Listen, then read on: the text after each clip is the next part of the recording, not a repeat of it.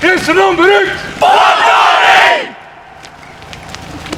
Asume hetkel Kuperjanevi jalaväepataljoni territooriumil. Toimus suvise eelkutse SBK ja 10-kilomeetrine rännak ja lõpetas selle Sääretiigi ületamine. Rännak oli iseenesest väga mõnus. Kogu tee oli normaalse pinnasega.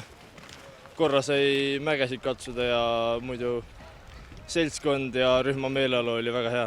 Tänase päeva põhipingutus oleks varustus ära hooldada ja minna päevaga edasi. Tiigi ületamine toimub siis köie abil. Relv kaelas, vinnad ennast kätega üle tiigi. Ja kogu rühm sai väga edukalt hakkama sellega ja olen väga rahul. Rännak algas siis Taara linnaku teises väravas ning seejärel hakkasime kõndima siis Koseringi poole ning tegimegi siis väikse ringkäigu mööda Võrumaad. Põhipingutus oli tiigist üle saada. Tulid nagu mees muistsel ajal, et täiega edasi.